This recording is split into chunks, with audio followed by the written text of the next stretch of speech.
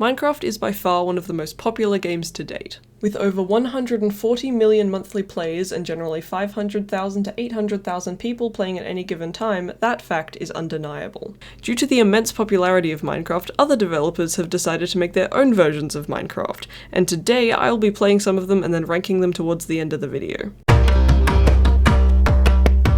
I've got 3 games lined up for today. I've got Skycraft 3D, Eden World Builder, and Survivalcraft 2. All 3 look absolutely insane and I can't wait to play them, so let's do that. Alright, so I started with Skycraft, and other than some slightly weird presentation on the menu, the game itself seemed promising. Unfortunately, I was completely wrong. This game had zero promise and was pretty much impossible to do anything in. Okay, this is interesting. I don't love how... Why is the sensitivity so high? I'm barely moving my finger on the screen. Alright, let's just... What's this thing do? We cannot live on the surface, any longer? You have to help us rebuild in the sky. Complete the quests and you will receive great rewards. I like the sound of that. Alright, place 5 dirt. Dig 5 dirt. Okay, I'm gonna start with dig 5 dirt because that's the first one. Then I can place 5 dirt. From what I gathered, the point of the game was to complete quests so that you could get more items to build with, so that you could in turn complete more quests. And while the quests alone weren't hard, the game controls, or lack thereof, made it hard. Let me give you an example. After completing the first 2 quests of breaking and then placing dirt, I was given a stick and 6 leaves. Oh, I got sticks. How generous. Okay, let's place the dirt. I got leaves. What's the next one?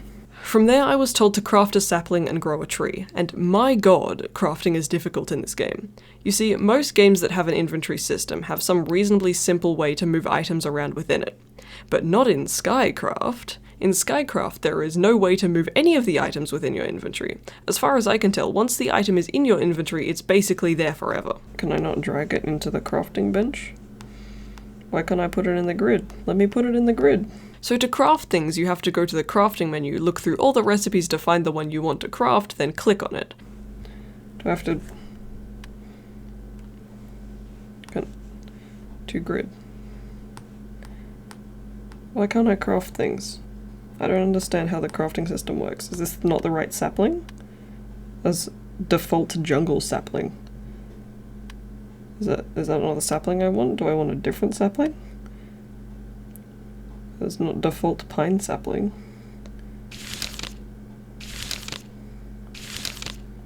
Is that this sapling? Default sapling. That seems good. Can I have the recipe for that, please? Then you go over to the To Craft Grid text and press on one of the 3 buttons below there. After that, your items will appear in the crafting grid, and only then can you drag your crafted item into your inventory. To Craft Grid. Okay, can I have it? Sapling. I have a sapling now.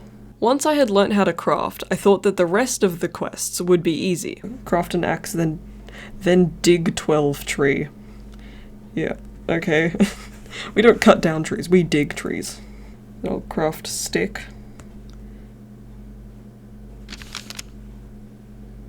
This is the most frustrating way to craft things. And then I need an axe.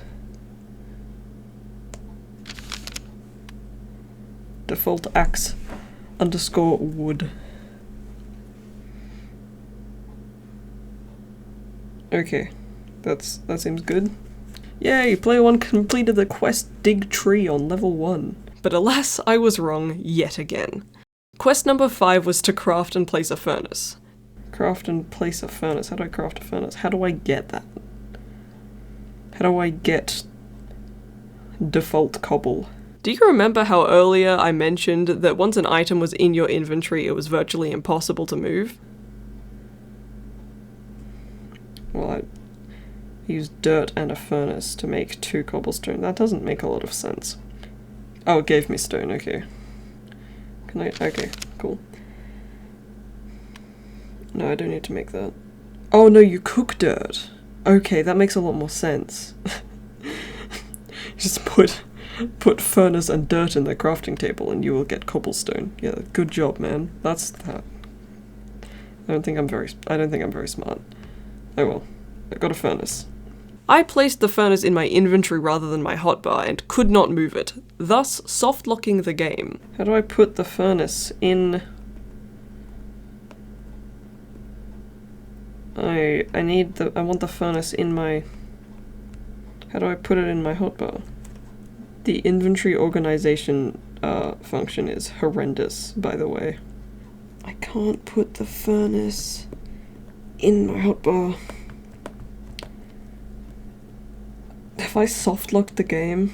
At this point I was pretty much done with Skycraft, so I did the only thing I could. I rage quit. Yeah, no, this game, I don't like this game. That's enough of that. Thank you for that. No. It's definitely not my proudest moment, but I do feel justified in my actions, and at the time, it made me feel better. Let's move on to the next game. Now, I have a confession. I didn't always play Minecraft. I actually played Eden for a good 5 years before even downloading Minecraft. There is good reason for this though, I promise. Minecraft was released in 2009, but back then you could only get Java Edition, which required a computer. Eden was released in 2010 and provided a nice substitute until Pocket Edition was released in 2011, and a lot of people switched over to that. Except me. I was fiercely loyal to that game and was not about to give it up just because something significantly better came along. Obviously, I did eventually switch over, and I do love Minecraft very much, but Eden will always hold a special place in my heart, and there is nothing anyone can do to change that. Anyway, let's go back to the game. Because of my history with Eden, I know my way around it pretty well, so instead of doing a playthrough like I did with Skycraft, I'm going to list 4 of what I think are its strangest aspects. From the top going down, we have fire, which as you could probably guess is capable of burning any flammable blocks. Next, there's the pickaxe, which is used for breaking blocks. Then there's the block selection menu, which I think is pretty self-explanatory. After that, there's the color palette, I will get to that later. And finally, there's the jump button, which I'm sure you can guess what that does. Well, there's nothing wrong with the layout. After playing Minecraft for several years, I have to admit that having a fire and pickaxe button is a little odd when those are usually tools rather than something I can just select. There's not a whole lot going on when it comes to Eden's physics, but I think there's enough for it to be worth mentioning. Much like in Minecraft, Eden has lava and water, and like in Minecraft, they're liquids, so you would expect them to act like it, right? And they do, but only like 67% of the time. Let me explain. I can place down water and it'll flow normally, but let's say I decide I only want the source block. I can just break the surrounding water, which is fine, I guess. But in case that wasn't enough, I can take these broken physics even further. Let's say I don't want the source block, but would like to keep the surrounding water. Well, that's also possible. By exploiting a glitch that freezes liquids in their current state by saving, you can make some really cursed creations. I don't really know what else to say about it. Eden gives you 54 colours to choose from, and from there you can paint the world to your heart's content. And if that's not efficient enough, then may I interest you in the coloured TNT, which instead of making a massive crater, they put colour everywhere, which is fun. You can also paint the sky for some reason. Eden doesn't have mobs like Minecraft does, instead it has these 7 monsters. The 2 red ones are hostile and the other 5 are passive. I'm going to be completely honest, I have no idea how they spawn or if they can despawn, but what I do know is that sometimes they just show up and that one is green. All of the monsters can be picked up and moved by tapping them with the place block menu highlighted, and much like everything else in this game, monsters can be coloured, because of course they can. That brings me to the end of this installment of Strange Aspects, and even though I could talk about Eden for literal hours, I think it's time for us to move on to the third and final game. I have actually briefly played Survivalcraft before. I think I was about 11 and a friend recommended it to me. I didn't play it for very long though, because the first time I tried survival I almost immediately froze to death and just never played it again. Alright. Welcome to Survivalcraft 2.3. Thank you. I appreciate it. Let's play this game. Alright, new world. I'm not even gonna try to say that. I don't know. I want a different name. Place. That's a word I can say. Leave blank for a random seed. Game of survival. Starting position easy. Yes, I want an easy starting position. Thank you. Survival mode is the default mode. There is danger, but you'll be able to respawn at your last sleep position when you die. When I die. Rude of you to assume that I'm going to die. If you feel it's too easy, try challenging mode. No thanks, I don't want to try challenging mode. Not yet. Set up players. Basil. Male. A man is strong, can hit hard and withstand many injuries, but he is slower moving than a woman and needs more food to survive. Basil is a hungry boy. Female. A woman moves fast and does not need much food. She is weaker than a man, cannot survive as many injuries. No, I want to be a man. Basil, why do they look like that? Wait, I don't... Oh no, I want Basil. What should I name myself?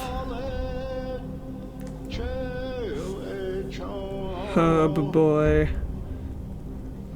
Boy, there we go. Herb boy, let's go. Now, I'm going to say this right off the bat. I don't like this game.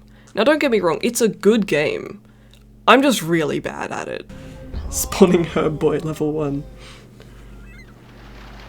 Cast away, boys. What? Hey, you on the shore. That's Herb boy to you, man. We're leaving you here for good. Why? What did I do to you? That's not very nice. I don't... I feel insulted. Why was I left here for good? Okay, so here we are in survival craft. Let's punch this tree. Wait, did I start off hungry? Hold on, can I eat this fish? No, I can... How do I eat? How do I eat a fish? Let me eat the fish. How do I eat? Handcrafting, that's not useful. Let me eat the fish. Eat the fish. No, don't throw it on the floor. Eat the fish. How do I... Can I... You have eaten well. Thank you for that. Much like Minecraft, there's no real tutorial. You're just kind of thrown into the game and told to survive. That's a lot of things to keep track of. But unlike Minecraft, where the only two things you really need to keep track of are health and hunger, you also need to keep track of stamina, how much sleep you've had, your body temperature, and you can't get wet because that makes everything about 10 times worse. Insulation 1.32, that's oddly specific. What's this? Oh! What? Why is there a kill button? Oh yeah, and there's a death button. I'm not really sure what that's about. I'm gonna keep mining this tree. I discovered the hard way that you can get food poisoning in this game, and it's not like Minecraft, where you eat rotten flesh and get the hunger effect for 30 seconds. It's full on, you are going to be violently ill for the next 3 in-game days. You know what? I'm gonna eat this freaking really weird look. Yep, rotten pumpkin. Tastes horrible, no more. Well, at least you got to eat something. Oh, no. That's not good. Wanna know another thing I found out the hard way? Sleeping doesn't stop things from coming to kill you. Sleeping in Survival Craft is a process that takes roughly 15 seconds, during which your screen is almost completely black. And here's the fun part, while that's happening, all the animals come into your house and eat you. What is hitting me?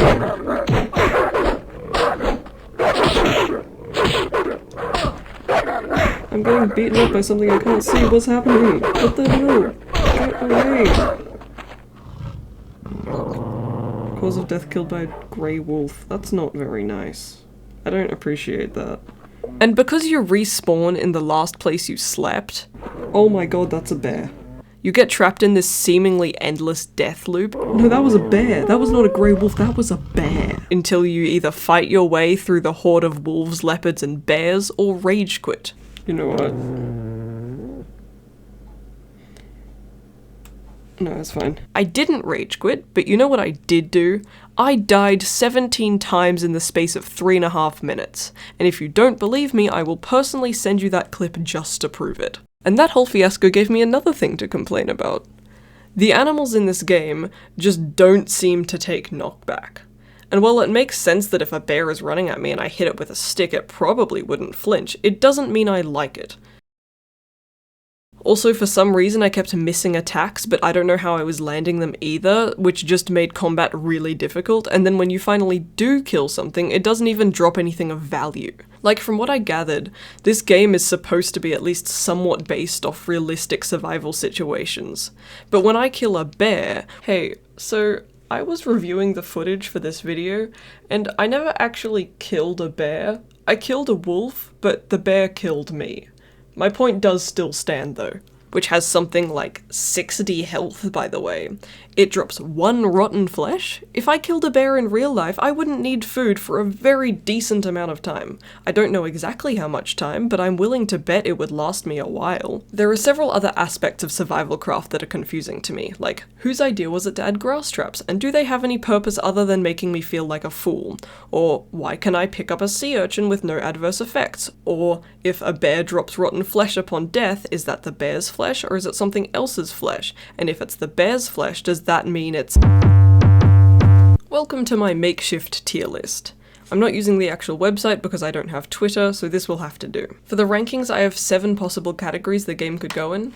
The first is 5 stars, would play again. The next is great but could use some improvement. Then decent but not quite there yet. Mediocre. Not very good, borderline unplayable, and finally, generally just a bad game. Starting with Skycraft, I like the premise of it. I feel like it provides a nice alternative to Skyblock so that you don't have to download maps or buy them from the Minecraft marketplace. It does have ads, but there aren't so many that they're disruptive to gameplay, and I feel like quests are a great way to give players a sense of achievement as well as a creative way to give them new items and blocks without having to generate new islands. So the idea of Skycraft is nice, I think it's good in theory, but what's unfortunate is the mechanics of the game itself are just not very well thought out, which in turn made it hard to play. Because of these reasons, I will be placing Skycraft in borderline unplayable. Moving on to Eden. I personally love Eden, but for the sake of this video I will try my best to give an unbiased review. I think that Eden is a good game. Especially in the sense that it feels like one of the more creative rip-offs of Minecraft, with features like monsters, a blurred line between survival and creative mode, and the ability to paint the world around you. Unfortunately, Eden hasn't been updated since 2015, which is actually part of the reason I started playing Minecraft. I think I began to get bored with using the same 35 blocks, and yeah, 54 different colors does leave you with a lot of choices, but in the end I did choose to play Minecraft because they offered features that Eden just didn't have. I am also aware that the amount of developers and funding that Eden has is significantly smaller than what Minecraft has, and that does make large-scale updates a lot harder. With all that being said, I am going to be placing Eden in the great but could use some improvement category. Alright, and finally we've got Survival Craft. Now after recording the gameplay part of this video, I read somewhere that Minecraft is meant for building and Survival Craft is meant for surviving, which is great. Except I could barely do either of those, and maybe that's due to my innate lack of skill. Or maybe it's due to the fact that fighting anything in the game is like trying to fight a Ravager with your bare hands, but for every 3 hits you take, 1 doesn't count. Overall, Survival Craft is a well-made game, and I think if I actually took the time to get a feel for the game and learn the recipes as well as some good survival strategies, I would probably hate it a little less. Because of this, I will also be putting Survival Craft in the great but could use some improvement category. Anyway, that concludes this video. I hope you enjoyed it, and I hope to see you in the next one. Eat the kelp. Eat the kelp. I don't care. Eat the kelp. I don't care that you don't want to eat kelp. You should eat it anyway.